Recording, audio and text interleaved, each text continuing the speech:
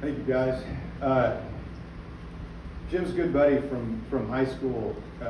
He wanted to be here. He wasn't able to be here, so he's got quite a story here about Jim.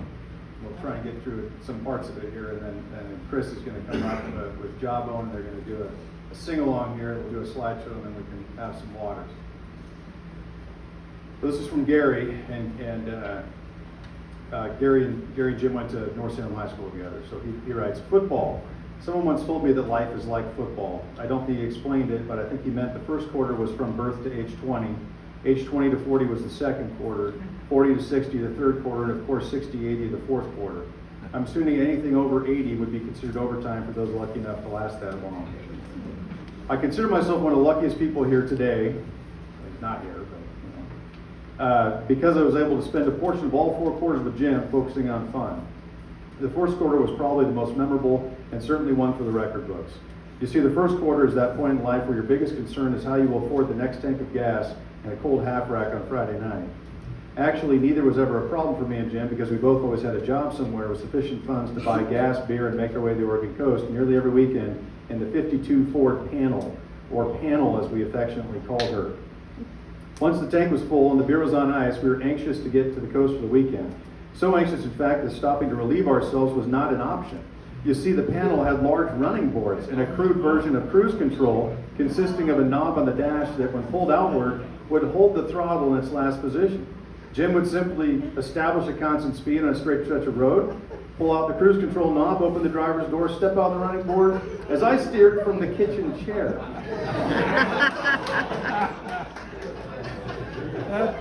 Once finished, he would return to the driver's seat, disengage the cruise control, and allow me to do the same from the passenger side running board. More than once, a passing car saw more than they bargained for. We rarely brought the Panel to a complete stop, as this would have delayed our arrival at the beach. The Panel was very special. I don't know where Jim found her, but she was one of a kind. She had an inline 6 for power, manual steering, manual 3 speeds on the tree, manual brakes, manual windows, no radio, no air conditioning, and an old kitchen chair with chrome legs, and very little creature comfort for the shotgun rider. Oh, and did I mention no seatbelts? She wasn't without some mighty fine accessories, however. A record player powered by flashlight batteries, nestled on a pillow to prevent the needle from skipping across the 45s and LPs, and strategically positioned between the driver's seat and the kitchen chair to allow changing of the records while underway and while pumping out Sgt. Pepper's Lonely Hearts Club. Sounds like Lucy in the Sky with Diamonds. There was a mattress in the back with our sleeping bags, electrical tape evenly spaced and running vertically up and down the inside of the 2 rear suicide door windows to simulate bars in a jail cell.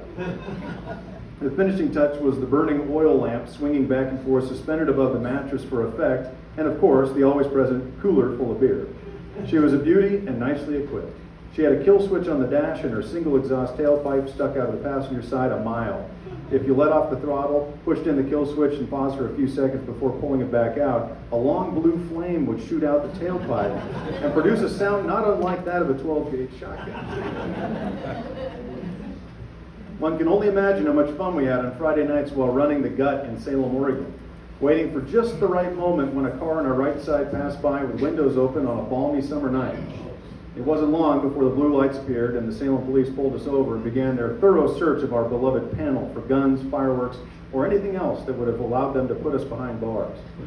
Much to their surprise, we were just 2 clean-cut young boys harmlessly running the gut for entertainment and offering no justification for imprisonment. Dodged a bullet that night. Looking back, we dodged a lot of bullets in the first quarter. We weren't always so lucky. We liked to go to local dances at the Oregon coast. Usually that was after consuming several beers to work up the courage to ask girls to dance. One night at a small town dance, we left in a hurry before the local boys could skin us alive, and while driving away, those familiar flashing blue lights showed up in the rearview mirror again. It was the local constable. Knowing they would take our beer, I suggested I jump in the back, climb into my sleeping bag, pretend to be asleep. Jim agreed, and once we were stopped, I overheard the cop ask Jim if we had any alcohol. Jim confessed that we did, and the cop asked, "How much?" Being totally honest, Jim said, "Probably a case or so." Overhearing this, I knew it was my cue. I began taking ice cold beer out of the cooler and stuffing as much as I could in my sleeping bag. When the cop opened the back doors of the panel, he asked Jim, "What about your buddy?" Jim replied, "He's been sleeping the whole time, officer." The cop removed the cooler and began to inventory the beer, which proved to be considerably less than Jim had claimed. The cop said, "I thought you had a case and a half." Jim said, "I guess we drank more than I thought, officer." Jim was issued a citation for minor in possession of alcohol. We were 17 years old, after all, and the cop took the beer, or at least what he found in the cooler. Jim was always a fast talker, and after convincing the cop that we would immediately park the van and call it a night, he let us drive off. Ah, the good old days. As we drove away and headed for the beach to sleep it off, I climbed out of my sleeping bag and into my kitchen chair with 2 ice-cold beers, and we celebrated avoiding incarceration again. Many fond memories of weekends spent at the Oregon coast, with nights spent on the beach, more often than not stuck in the sand up to the running boards. As I recall, we were pretty much oblivious to high tide and how it might provide us with a rude awakening. Then came late fall of 1967. We were now 18 years old, and high school was in our rearview mirror, and Vietnam was calling. We thought it best to avoid the draft, so we joined the Navy on the buddy system. This, the recruiter told us, was an opportunity to enlist with a buddy, in this case my best friend, and serve your country together rather than shipping off to some distant land with total strangers. Sounded good and looked great on paper. After enlisting, and before reporting to basic training in San Diego, California, we decided we should make one more trip to the Oregon coast and pull out all the stops before shipping off to serve our country. Provisioning the panel for the trip was a high priority. Lots of beer and a bottle of hard liquor just in case, for our grand finale on the Oregon coast. We spent several glorious days at the beach before trying something different for a change. We heard there was an all-girls school in Astoria, and that, we surmised, might provide endless opportunities. So it was off to Astoria. Unfortunately, shortly after arriving around 10 p.m., and before we could locate the all-girls school, those familiar flashing blue lights once again appeared in the rearview mirror. Can't remember exactly what attracted the law, but it could have been Jim's driving. After we had killed most of the beer, but had yet to crack open the hard stuff, unlike any other trip to the coast, we actually, for the first time ever, made a reservation at a local hotel for the night. Don't know why. We decided to do that on this trip. The cop asked Jim if we had any liquor, and truthfully as usual, Jim said, "Why, yes, we do have some beer, officer." And the cop asked Jim to show him what we had. I think this is where the cop asked how much we had to drink, as it was obvious we were under the influence.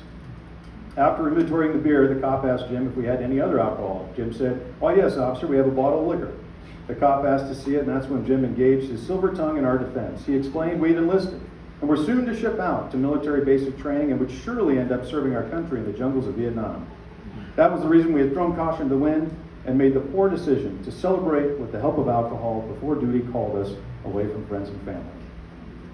The cop asked us where we were staying. Jim proudly responded, "We have a reservation at the Thunderbird Inn, officer." Remarkably, the cop told us to drive straight to the hotel, sleep it off, and, believe it or not, he allowed us to keep the bottle of liquor. No citation was issued for the driving under the influence or minor in possession.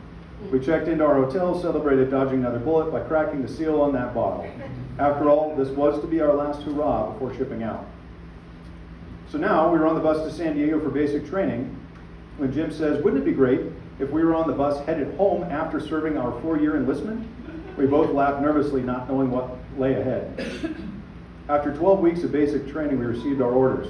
Jim was headed to the Mediterranean to serve on an aircraft carrier, and I was headed to Vietnam to serve on an oiler. So much for the buddy system. As fate